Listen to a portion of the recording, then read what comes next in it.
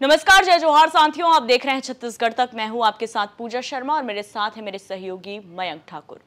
Result आ चुका है चुनाव के, लोकतंत्र के महापर्व का, और इस बार तगड़ा झटका लगा 400 पार के सपनों को, 11 में से 11 कमल खिलाने के सपनों को और बीजेपी के सपनों को यहां पर करारी ठेस पहुंची है। छत्तीसगढ़ की बात कर ले तो लगातार बीजेपी 11 कमल खिलाकर नरेंद्र मोदी को अर्पित करने की बात कहती रही, लेकिन इस बार एक सीट से बीजेपी चूक गई और वहीं तगड़ा झटका लगा कांग्रेस को भी, क्योंकि साल 2019 में दिन 2 सीटों पर यहां पर कांग्रेस ने जीत दर्ज की थी, लेकिन अफसोस की बात यह रही कांग्रेस के लिए कि अपनी एक सीट भी वो नहीं बचा पाई और सिमट के रह गई एक सीट पर। लेकिन जो सबसे बड़ा सवाल यहां पर उठता है और जिनकी हार को बचा पाना शायद किसी के लिए इतना आसान नहीं होगा, आखिर ये हार कैसे गए, ये सवाल बहुत सारे निकलकर सामने आ रहे हैं और लाजमी भी है इस विषय पर सवाल होना, क्योंकि जो हारने वाला व्यक्ति है वो कोई आम व्यक्ति नहीं, पूर्व मुख्यमंत्री रह चुके हैं, कांग्रेस के बड़े चेहरे, यहां तक कि छत्तीसगढ़ के अलावा केंद्र की राजनीति में भी उनकी दखल साफ तौर पर देखने को मिली। रायबरेली से वरिष्ठ पर्यवेक्षक बनकर पहुंचे राहुल गांधी को जीत तो दिला दी, लेकिन अफसोस ये हो गई उनके लिए कि वो अपनी सीट नहीं बचा पाए। हम बात कर रहे हैं यहाँ पर पूर्व मुख्यमंत्री भूपेश बघेल की, जिन्होंने राजनांदगांव लोकसभा चुनाव से इस बार संतोष पांडे के खिलाफ जंग का ऐलान किया और इसके साथ ही उन्होंने ये दावा किया कि इस बार बीजेपी से ज्यादा सीटें कांग्रेस जीतेगी। लेकिन जिस तरह से India today axis my India का एग्जिट पोल आया, ये काफी सटीक साबित होता नजर आया। एक और जहां इंडिया टुडे ने ये सर्वे में बताया कि 10 सीटें बीजेपी जीतेंगी, 1 सीट कांग्रेस जीतेगी, वहीं हाई प्रोफाइल सीट को लेकर भी India today axis my India ने सर्वे किया था, जिसमें उन्होंने भूपेश बघेल के लिए खतरा और संतोष पांडे को यहां पर बढ़त बताई थी और बिल्कुल उनका ये आकलन काफी हद तक और पूरी तरह से यहां पर सही साबित होता नजर आया। धक्का लगा कांग्रेसियों को। अब सवाल ये कि आखिर भूपेश बघेल कैसे हार गए। महिलाओं को, मजदूरों को, किसानों को साधने में कोई कसर भूपेश बघेल ने नहीं छोड़ी। एक दिन में 25-25 सभाएं लेना, वन मैन आर्मी की भूमिका निभाना और खुद के लिए स्टार प्रचार बनकर अपने लिए वोट मांगना इतना आसान तो नहीं था, लेकिन मुश्किल क्या हुई, ये जवाब मैं मयंक से जानना चाहूंगी कि हर तरफ से अपनी ताकत झोंकने के बाद, एड़ी चोटी का जोर लगा देने के बाद आखिर वो कारण क्या नजर आता है मयंक, जिसकी वजह से इस बार भूपेश बघेल को हार का सामना करना पड़ा।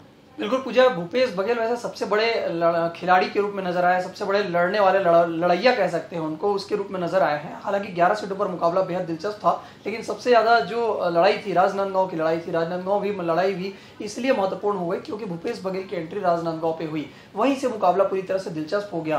राजनांदगांव में भूपेश बघेल की एंट्री के साथ ही न केवल छत्तीसगढ़ बल्कि देश भर की निगाहें राजनांदगांव पर टिकी रही। भूपेश बघेल ने इस लड़ाई को बेहद दमदारी से लड़ा और अपने तरीके से उन्होंने सारे दाव पेच खेलते नजर आए हैं, लेकिन फिर भी कहीं ना कहीं चूक हो गई। वो कौन सी गलती रही उस पर हम नजर डालते हैं। सबसे पहली बात है कि राजनांदगांव पर भूपेश बघेल की एंट्री को बीजेपी ने बाहरी के तौर पर एक ठप्पा लगाया और बाहरी प्रत्याशी होने का जो उन पर आरोप लगाया, अंत तक उस आरोप से वो बाहर निकलते नहीं नजर आ पाए। और उसके साथ ही भूपेश बघेल की एंट्री के साथ ही शुरुआती दौर पर जो कार्यकर्ता, जो खासकर कांग्रेसी कार्यकर्ता बड़े मंच के साथ उनके सामने खरी खोटी सुनाते हैं, उसका वीडियो वायरल होता है। और यही नहीं, उन्होंने पूर्व के 5 साल के कार्यकाल को लेकर भी खरी खोटी बात कह देते हैं। ये बात पूरी तरह से जो है वहां के जो स्थानीय कार्यकर्ता है उनके मन में बैठ गई और लगातार हमने देखा कि वहां के स्थानीय कार्यकर्ता जो है उनके साथ नजर नहीं आए। और तो उनके नामांकन रैली के दरमियान भी हमने देखा कि प्रदेश के बड़े नेता उनके साथ नजर आते हैं। राजनांदगांव के स्थानीय जो पदाधिकारी है उनको ऐसे लगने लगा कि बाहरी प्रत्याशी तो पहुंचे हैं, साथ ही साथ बाहर के नेता भी लगातार राजनांदगांव पर दौरे कर रहे हैं, राजनांदगांव पर वोट मांग रहे हैं। लेकिन जब वोट मांगने की बारी आती है, वोटर जब होता है, वो देखता है कि स्थानीय चेहरा कौन सा है, स्थानीय लोग कौन है, क्योंकि बाहर के प्रत्याशी तो आ गए, लेकिन अगर उनके साथ इर्द गिर्द भी अगर बाहर के लोग दिखते हैं तो स्थानीय लोगों की उपेक्षा का जो आरोप लगातार बीजेपी लगाती रही उसको हवा मिलनी शुरू हो गई। यही नहीं, फिर इसके बाद नामांकन रैली पर भी जिस तरह के जो पीएम मोदी को लेकर जो भाषण रहा, चरणदास महंत जो नेता प्रतिपक्ष है, हालांकि चरणदास महंत के लिए कहा जाता है कि वो कर्म करने आए थे और कांड करके निकल गए। कर्म कांड की बात इसलिए कह रहा हूं क्योंकि चरणदास महंत जो है राजनांदगांव पर उनके लिए नामांकन रैली में वोट मांगने पहुंचे थे। भले वो यहाँ पर भूपेश बघेल हार गए, लेकिन उनकी धर्मपत्नी ज्योत्सना महंत कोरबा से जीत जाती है। यानी चरणदास महंत के बयान का नुकसान पूरी तरह से भूपेश बघेल को हुआ, ज्योत्सना महंत को नहीं हुआ। वही भूपेश बघेल जो है, हम जो जिस दांवपेच की बात कर रहे हैं, क्योंकि एक एक करके पॉइंट हम पकड़ रहे हैं, इसके अलावा और बहुत महत्वपूर्ण कारण था कि ओबीसी वोट बैंक था। सबसे बड़ी बात है जिस कारण से भूपेश बघेल राजनांदगांव लोकसभा को चुने थे। राजनांदगांव लोकसभा की 8 विधानसभा में से 5 विधानसभा जो है कांग्रेस के कब्जे पे है। उसमें जो 2 से 3 विधानसभा है ओबीसी वहां पर लीड कर रहे हैं। 2 विधानसभा तो ऐसी है जहां पर साहू विधायक है।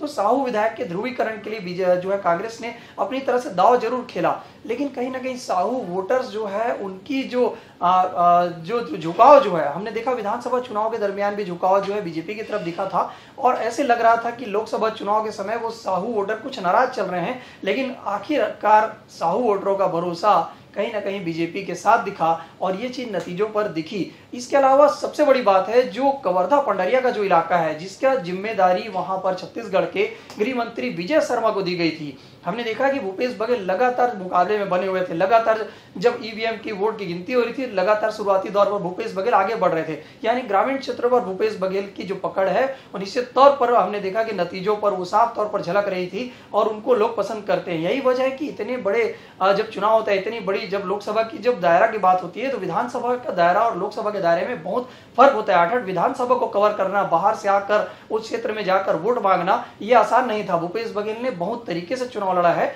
और एक एक दिन में, जैसे हमारे पूजा ने भी बताया कि भाई एक एक दिन में 25-25, 30-30 सभाएं वो लेते दिखे, और यही वजह है कि वहां पर मुकाबले पे कांग्रेस बनी दिखी। मुकाबला केवल इसलिए हुआ क्योंकि वहां पर भूपेश बघेल की एंट्री रही। कुछ कारण जो रहे वो कहीं ना कहीं बीजेपी को फायदा पहुंचा है। कुछ ऐसे बयान रहे, कुछ ऐसी गलतियां नहीं जो कांग्रेस के लिए सेल्फ गोल का काम कर दी, और वही नतीजों पर परिणत में सामने आई। पूजा बिल्कुल, और जैसे ही एग्जिट पोल आया था तो जो कांग्रेसी है उनकी ओर से ये बयान जरूर जारी किया गया था कि हम एग्जिट पोल को लेकर किसी भी तरह से बयान नहीं देंगे। भूपेश बघेल खुद ये कह रहे थे कि जब आंकड़े हमारे नेगेटिव आती है तो हमारे साथ पॉजिटिव आता है, और जो भी जनादेश होगा 4 जून को इसका जो है फैसला हो ही जाएगा। लेकिन काउंटिंग से ठीक कुछ घंटे पहले भूपेश बघेल ईवीएम पर जमकर निशाना साधते हैं। चुनाव आयोग पर वो करारा प्रहार करते हुए कहीं ना कहीं एक बार फिर से गड़बड़ी की आशंका जताते हैं। तो ये तो बिल्कुल माना जा रहा था कि जैसे ही एग्जिट पोल निकलकर सामने आए, कांग्रेस घबरा तो जरूर गई थी, चेहरे पर सिकन भी देखने को मिला काका का। लेकिन जो कारण आपने बताया मयंक, उसमें कुछ कारण ऐसे भी हैं, वो कारण हो सकते हैं भूपेश बघेल के 5 साल के कार्यकाल, जिसमें कहीं ना कहीं कुछ वादा खिलाफी उनसे रही, चाहे शराबबंदी की बात हो या अनदेखी की बात हो राजनांदगांव की, जहां पर लगातार उन पर आरोप लगाया गया। स्थानीय नेताओं ने खुद हाथ खड़े कर दिए और खुद जो मुखिया रहे उनके खिलाफ उन्होंने आक्रामक बयानबाजियां भी दी। मतलब आप समझ सकते हैं कि कितनी नाराजगी कार्यकर्ताओं को भूपेश बघेल के लिए रही। और इन दिनों काका काफी ज्यादा थोड़े से ओवर कॉन्फिडेंट में भी नजर आए और तेवर उनका देखने को मिला। कहीं ना कहीं कुछ घमंड भी उनके अंदर यहां पर देखने को मिला, और इन सब का नतीजा ये रहा कि भूपेश बघेल हार गए। और दूसरी बात ये कि भूपेश बघेल को घेरने के लिए बीजेपी ने भी एड़ी चोटी का जोर लगाया।